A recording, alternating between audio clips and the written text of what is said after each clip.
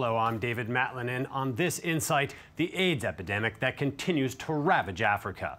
Despite Western efforts to contain its spread, thousands of people still die each year from AIDS. Our I-24 News team traveled to the island of Bussi in Uganda, a place with one of the highest incidents of the disease worldwide. 1 out of 6 people is HIV positive.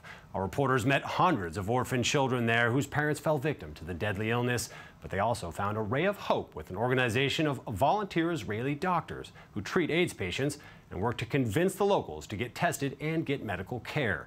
Well, here's the Island of AIDS Orphans, a report by Tami Harel.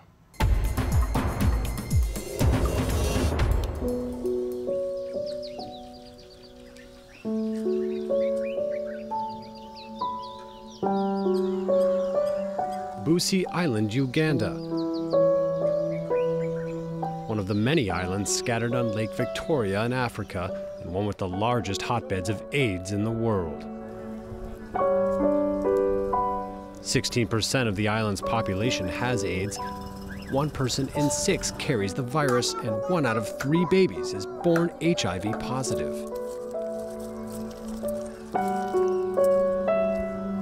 As a result of this plague, hundreds of orphanages have been built in Uganda. It's hard to realize that almost all of these children's parents have died of AIDS.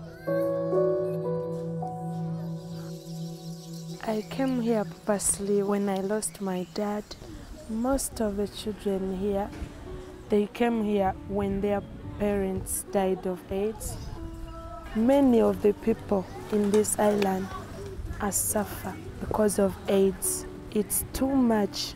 It was a terrible life because the parents had died because of HIV. No one could hope, no one could say anything. When Drake came, they got us from there and they brought us here. I grew up like that. My father had 14 children. We used to sleep on the floor. So through that compassion, I did not want to see other children suffer the way I grew up. Drake Kanabu, whom these young orphans call Papa, is their guardian angel. He picked them up one by one in the neighboring islands after the death of their parents and then brought them back here to this shelter by the shores of Lake Victoria. This is the area for HIV AIDS. Because of the fishermen, they just come in one place, do their own thing, and then spread the HIV and go to other islands, another island, another island, another island. So you could see a lot of orphans, a lot of death, and hopeless people. And that's why we came up with the facility here to take care, in particular, the orphans. Today, the children of the orphanage are especially excited. They're expecting visitors they know well, the Israeli team.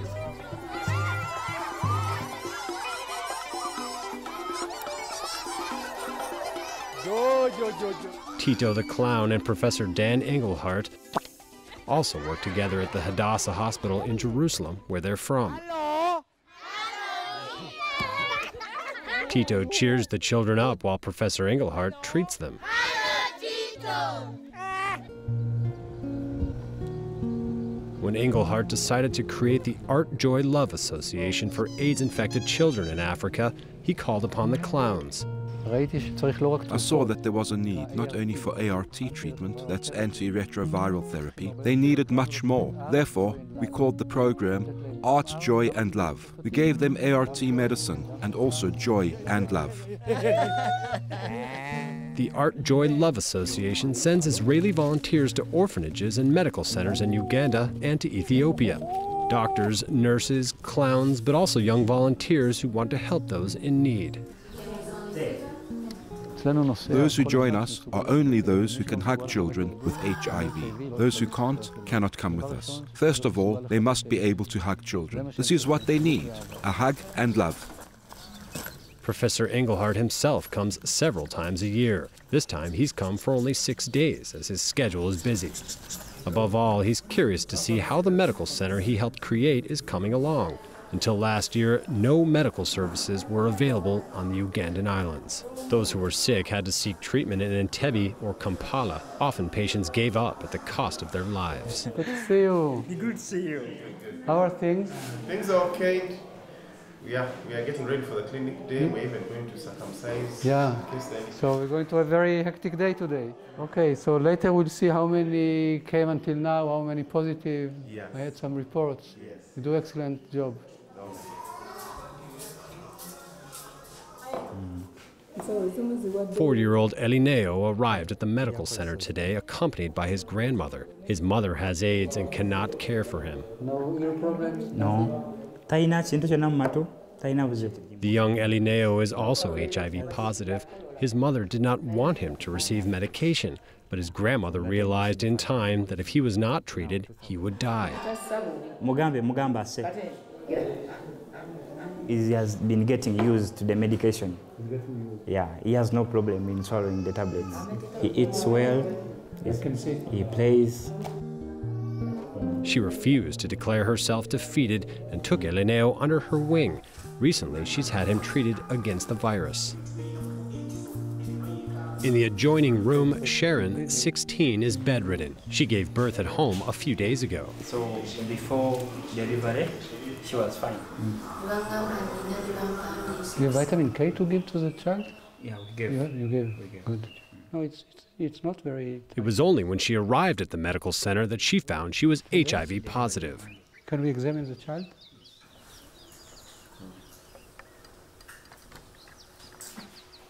It not looks infected here. That's good.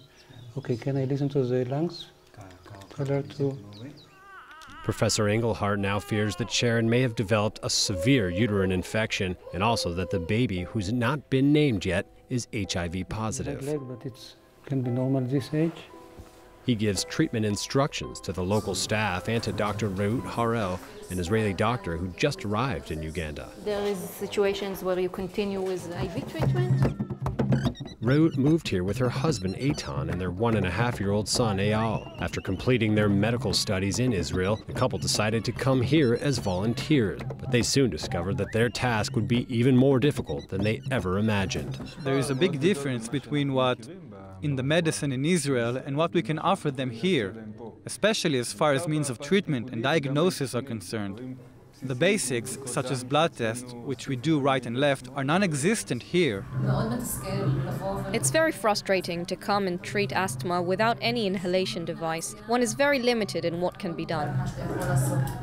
Moses, 14 years old, arrived early this morning with a severe asthma attack. He came in 6 o'clock in the morning with heavy breathing, difficulty of completing sentences. They don't have any inhalation. His pulse is a bit slowed down to around 110, but now it's 85, 86.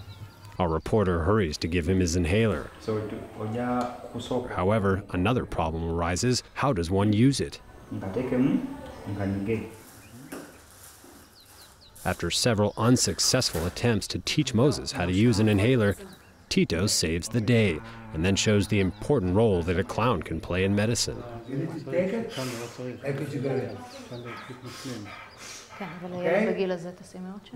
one. And close mouth. Good. Give, hey, I'm a man. Good. Another one. Another one. By yourself. Hey. Ska.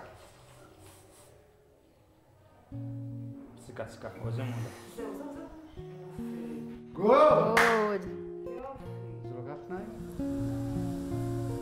In a few hours, Tito and Professor Engelhardt will return to Israel, but before that, they must accomplish their most important mission. They board a small wooden boat and sail to the neighboring island of Kachanga. The living conditions at Kachanga are considered the worst in the country, with the highest rates of people with AIDS and abandoned children. The rate of AIDS incidence in Kachanga is especially high because of the lack of information about the disease. The locals do not know how to protect themselves, and those affected don't know that there's even a treatment. This is precisely what the Israeli team has come to change. Tito draws the attention of children and adults so as to gather them to the center of the island.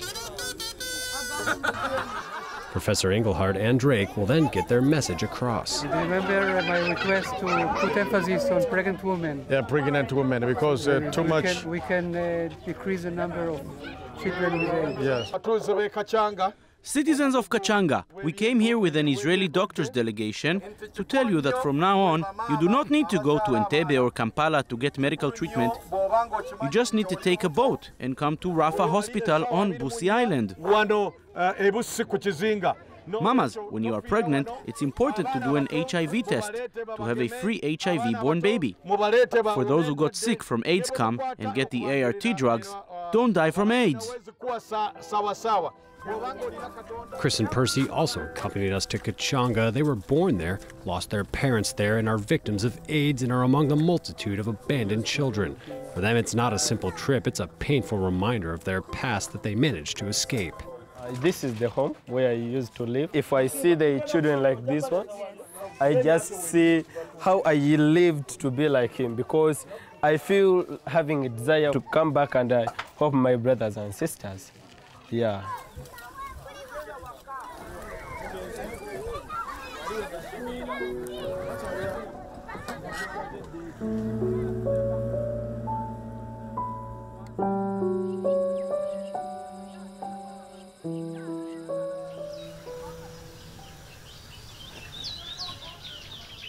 A new day dawns on the island of Bussi.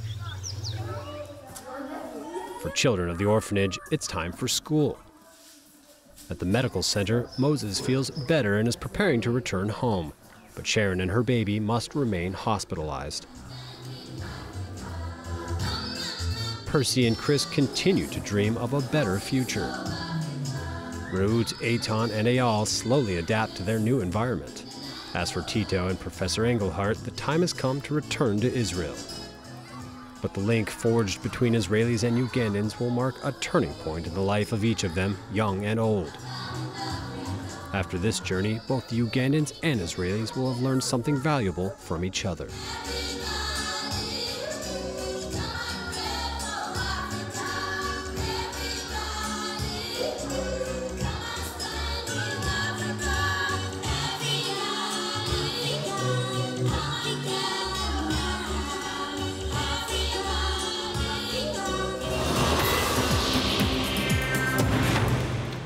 By Tami in the studio. Thank you for joining us.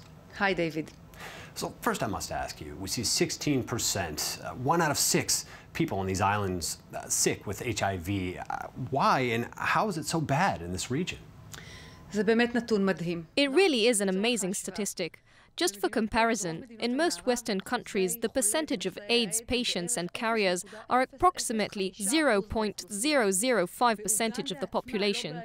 In Uganda itself, not including the islands, it's about 8%. So why are there such high percentages on the islands like Bussi and Kachanga?